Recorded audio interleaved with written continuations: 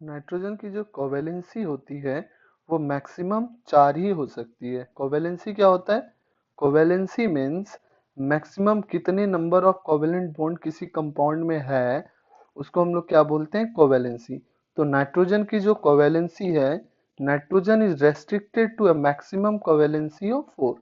4 covalency के बना सकते हैं। फॉर एग्जाम्पल NH4 प्लस है ना, इसमें कोवेलेंसी 4।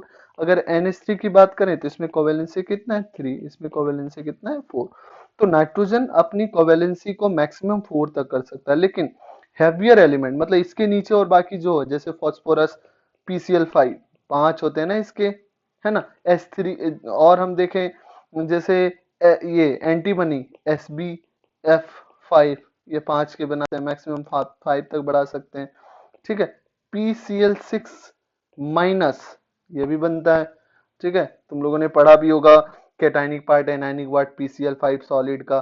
तो जो नाइट्रोजन है वो मैक्सिमम कोवैलेंसी उसके 4 ही होते हैं, लेकिन हैवियर एलिमेंट उसके मैक्सिमम वैलेंसी ज्यादा भी हो सकते हैं, जैसे फास्फोरस के 6 भी होते हैं। ऐसा क्यों होता है? तो due to presence of vacant d orbital. तो जब हम सेकेंड पीरियड एलिमेंट की बात करें, जैसे नाइट्रोजन, नाइट्रोजन में 3D नहीं होते हैं, 2D तो खैर होता ही नहीं है, 3D वैकेंट नहीं होते हैं। ठीक है, लेकिन हम अगर फास्फोरस या तो उसके नीचे की बात करें, जैसे थर्ड पीरियड एलिमेंट आ गया, जैसे फास्फोरस आ गए, तो फास्फोरस में 3D अवेलेबल होंगे और वो वैकेंट होते हैं, तो अपने कोवेलेंसी को वो बढ़ा सकता है। तो due to vacant d orbitals, outermost cell which can be used for bonding, तो outermost cell में डी ऑर्बिटल वैकेंट होने के कारण वो बॉन्डिंग में यूज हो सकते हैं, इसलिए hence expand their covalency in pH6। जैसे फास्फोरस में कितना हो जाएगा? कोवेलेंसी इसके 6 हो जाएंगे। ठीक है, नाइट्रोजन अपनी कोवेलेंसी को 4 से ज्यादा नहीं कर सकता, फास्फोरस 6 भी हो सकते हैं। क्यों? क्योंकि उसमें डी ऑर्बिटल वैकेंट होते हैं। नेक्स्ट हम देखें एनोमलस बिहेवियर ऑफ या anomalous property of N2। Nitrogen की प्रॉपर्टी और सबसे डिफरेंट है, तो ऐसा क्यों होता है? ठीक है, फर्स्ट तो nitrogen differs from rest of the element due to small size, उसकी साइज काफी छोटी है। नेक्स्ट हाई इलेक्ट्रोनेगेटिविटी, उसके पीरियड में सबसे, उस ग्रुप में सबसे ज्यादा इलेक्ट्रोनेगेटिविटी उसकी होती है, और पूरे पीरियोडिक टेबल में थर्ड सबसे ज्यादा इलेक्ट्रोनेगेटिविटी वाला एलिमेंट है। नेक्स्ट आयनाइजेशन एनर्जी भी काफी ज्यादा होती है इसकी, है ना। Next absence of D orbital, D orbital कम है, डी ऑर्बिटल है ही नहीं इसके पास नाइट्रोजन में, इसलिए अपने ऑक्टेट को एक्सपेंड ही नहीं कर पाता। 4 वैलेंसी से ज्यादा, वो 4 कोवैलेंसी से ज्यादा बॉन्ड बना ही नहीं पाते।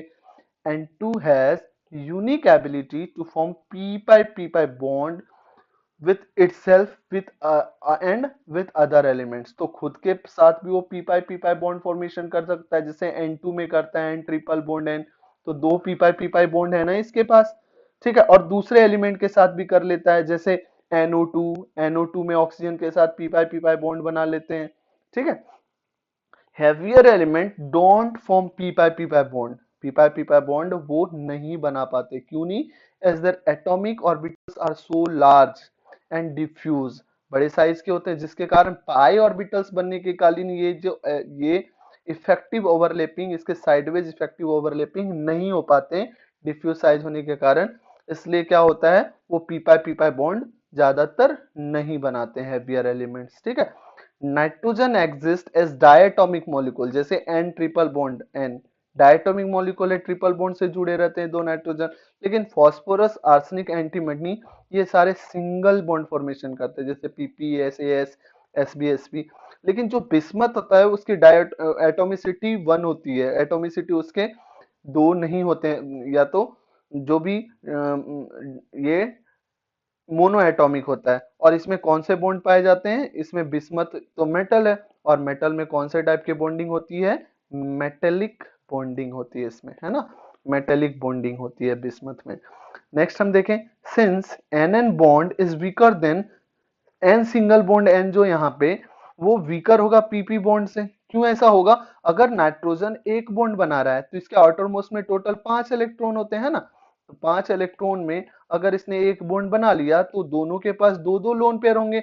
अब इसकी साइज अगर छोटी है, दो दो लोन पेयर है, तो हमें पता है वेस्पर थ्योरी के अकॉर्डिंग ये दोनों एक दूसरे से रिपेल करेंगे तो बॉन्ड लेंथ बढ़ेगा, और बॉन्ड लेंथ अगर बढ़ेगा तो वीक होगा, है ना, समझ में आ रहा है ना। लेकिन फास्फोरस में, अगर फास्फोरस में लोन पेयर ऑफ इलेक्ट्रॉन है तो इसके साइज तो बड़े बड़े हैं, तो इलेक्ट्रॉन तो आसानी से रह सकता है, इसलिए इसमें ज्यादा रिपल्सन, इंटर इलेक्ट्रॉनिक रिपल्सन नहीं होते।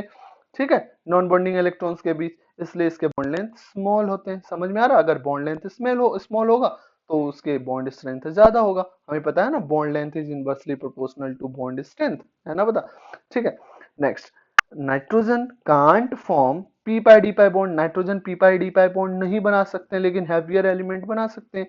क्यों नहीं बना सकते? क्योंकि डी ऑर्बिटल नाइट्रोजन के पास होता ही नहीं है। फॉस्फोरस डी ऑर्बिटल अपना यूज कर सकता है, तो ये डी और ये पी, डी पाई पी पाई बन गए। इसके भी डी, इसके भी पी, तो डी पाई पी पाई बॉन्ड बना सकते हैं। तो यहाँ पे फॉस्फोरस के पास डी ऑर्बिटल वैकेंट था, इसलिए अपने ऑक्टेट को एक्सपेंड कर पा रहा था। नाइट्रोजन के पास डी ऑर्बिटल होते ही नहीं है, तो कहां से डी पाई बॉन्ड फॉर्म करेगा वो? ठीक है, इसलिए ये nitrogen p pi D bond form नहीं करता। नेक्स्ट क्या आता है? नेक्स्ट हम लोग देखें कैटिनेशन प्रॉपर्टी। कैटिनेशन प्रॉपर्टी क्या होती है? खुद के एलिमेंट के साथ कितना नंबर ऑफ बॉन्ड्स, कितना बॉन्ड बना सके वो, कितने चेन बना सके लंबा सा। तो nitrogen does not show catenation property because of its single single bond. Nitrogen maximum 3 nitrogen के साथ जुड़ा रहता है, जिसको हम क्या कहते हैं? N3-। तो इसकी कैटिनेशन प्रॉपर्टी ज्यादा नहीं। कार्बन की देखो कितना बना लेता है, ये C2H5, ये C3H7, C9 ऐसे करके बना लेता है ना, ऑर्गेनिक में देखे होगे। लेकिन ये ज्यादातर कितना बनाता है? N3-, मतलब 3 ही नाइट्रोजन तक का ये कैटिनेशन प्रॉपर्टी शो कर पाता है, और आगे नहीं करते हैं। ठीक है, नेक्स्ट हम देखें रिएक्टिविटी टुवर्ड्स हाइड्रोजन। हाइड्रोजन से इसकी क्या रिएक्टिविटी है? तो EH3 टाइप का कंपाउंड बनाता है ये।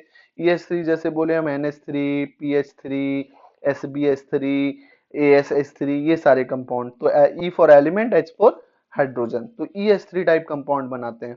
ठीक है, और जो स्टेबिलिटी होती है इसके, stability of hydride decreases down the group. क्यों डिक्रीज करेगा? Which can be explained bye there bond dissociation energy. जैसे नाइट्रोजन हाइड्रोजन का बॉन्ड बना है, फोस्फोरस हाइड्रोजन के बॉन्ड बने, आर्सेनिक हाइड्रोजन के बॉन्ड बने, और एंटीमनी हाइड्रोजन के बॉन्ड बने, बिस्मथ हाइड्रोजन के बॉन्ड बने, तो देख के भी पता चल रहा है कि बॉन्ड लेंथ बढ़ता जा रहा है।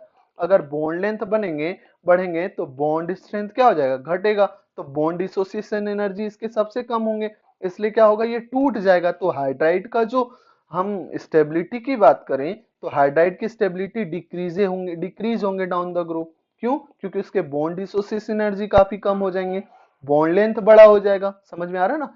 नेक्स्ट हम बात करें reducing character of hydride increases down the group. अगर अगर H वहां से आसानी से रिलीज हो जा रहे हैं, H+ रिलीज हो जा रहे हैं, मतलब वो क्या बन रहा है? खुद नेगेटिव बन जा रहा है। अगर खुद नेगेटिव बन जा रहे हैं, ठीक है, तो अगर इलेक्ट्रॉन ले रहा है, तो क्या होंगे? अगर रिड्यूसिंग कैरेक्टर ऑफ हाइड्राइड की बात करें तो reducing character increases down the group होगा। इंक्रीज करेंगे, H निकल जाएंगे यहाँ से, इसके बॉन्ड टूट जाएंगे, तो दूसरे को ये रिड्यूस कर देगा।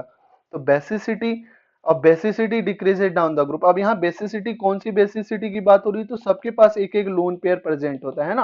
अब ये लोन पेयर डोनर होगा। अगर लोन पेयर डोनर है मतलब लुईस बेस की बात हो रही है, तो लुईस बेस यहाँ पे अच्छा कौन है? जो लोन पेयर आसानी से डोनेट कर दे। तो लोन पेयर आसानी से डोनेट कौन कर देगा? जिसके पास वैकेंट ऑर्बिटल नहीं हो रखने के लिए। जैसे हम नाइट्रोजन में बात करें, नाइट्रोजन के स्मॉल साइज है और इलेक्ट्रॉन्स भी हैं, तो इसमें क्या होगा? इंटर इलेक्ट्रॉनिक रिपल्सन्स होंगे, जिसके कारण ये आसानी से इलेक्ट्रॉन डोनेट कर सकता है। अगर आसानी से इलेक्ट्रॉन डोनेट कर दिया मीन्स क्या हो जाएंगे? वो अच्छा लुईस बेस है। लुईस बेस बढ़ना अच्छा होना मतलब बेसिसिटी बढ़ गया। फॉस्फोरस में डी ऑर्बिटल, इसमें भी डी ऑर्बिटल, इसमें भी डी ऑर्बिटल, लेकिन अब इसकी साइज फिर से छोटे, तो साइज के अकॉर्डिंग अगर देख लें तो फिर आसानी से फिर ये डोनेट करेगा। तो इसलिए इसका NH3 का सबसे ज्यादा बेसिक कैरेक्टर होते हैं और BiH3 के बेसिक कैरेक्टर कम होते हैं। समझ में आ रहा है क्या? तो ये भी हमें याद रखना है। और रिड्यूसिंग कैरेक्टर भी याद रखने, सबसे ज्यादा किसके होंगे? NH3 के बाद PH3 सबसे ज्यादा, PH3 से ज्यादा कौन हो जाएंगे?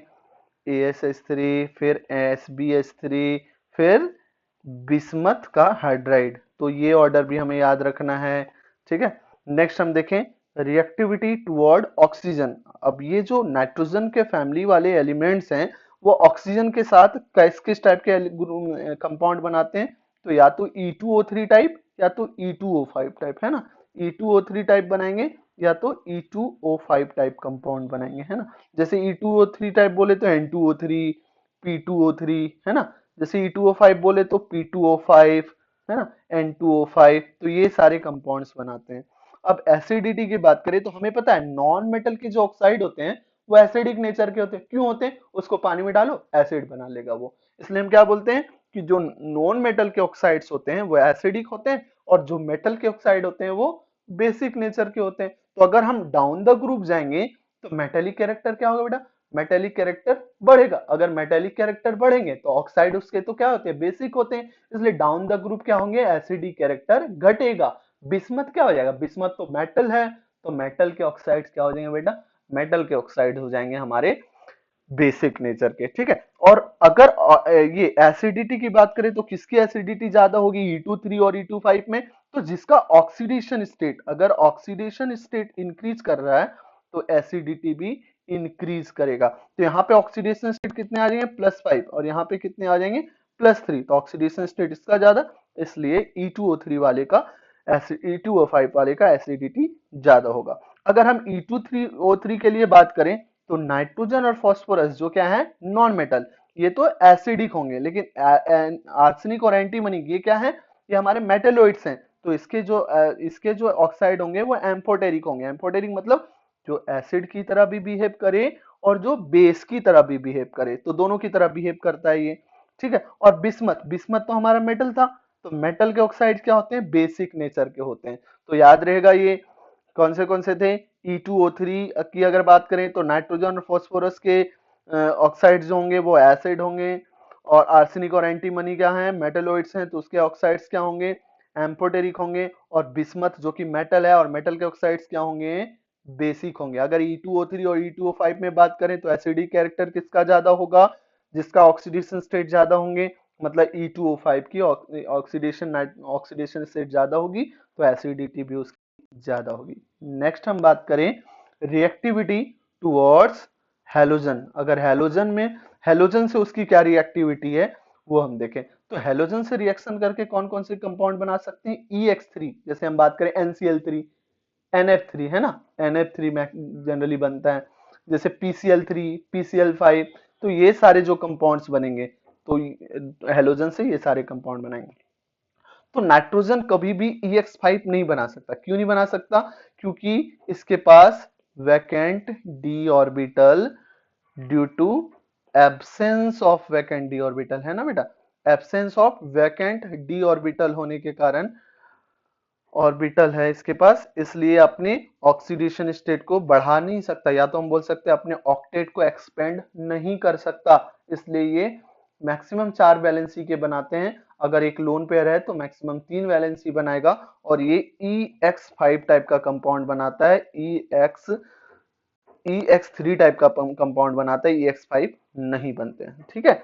अब पेंटाहेलाइड्स आर मोर कोवेलेंट देन ट्राइहेलाइड्स। जैसे हम बात करें, एक हमारे पास है PCl3, एक हमारे पास है PCl5। दोनों में अगर हम कोवेलेंट कैरेक्टर देखें तो हमें फजान्स रूल से देखना पड़ेगा। यहाँ पे फास्फोरस का ऑक्सीडेशन स्टेट +3, यहाँ पे +5।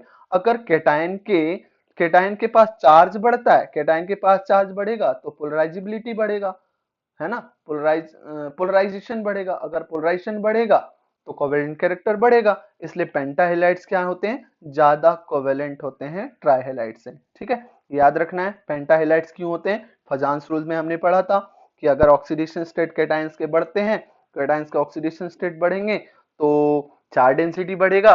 चार्ज डेंसिटी अगर बढ़ेगा तो पोलराइजेशन बढ़ेगा। पोलराइजेशन अगर बढ़ेगा तो कोवेलेंट कैरेक्टर बढ़ेगा। इसलिए पेंटाहेलाइड्स ज्यादा कोवेलेंट कैरेक्टर शो करते हैं ट्राइहेलाइड से। ठीक है। Next, all EX3 are stable. EX3 बोले तो NF3, NCl3, PCl3, PCl, ये ASCl3, ये सारे all EX3 are stable except nitrogen. Nitrogen के सारे EX3 नहीं बनते। जैसे नाइट्रोजन के NF3, NCl3, NBr3, Ni3 ये सब बनने चाहिए ना, लेकिन नाइट्रोजन के सिर्फ क्या बनते हैं? सिर्फ NF3 बनते हैं। क्यों ऐसा होता है? क्योंकि नाइट्रोजन का साइज बेटा काफी छोटा है।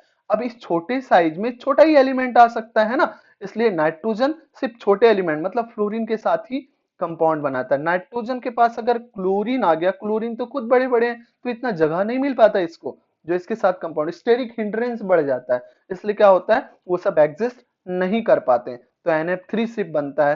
ट्राइहैलाइड्स नाइट्रोजन के, बाकी कोई नहीं बनते हैं, ठीक है।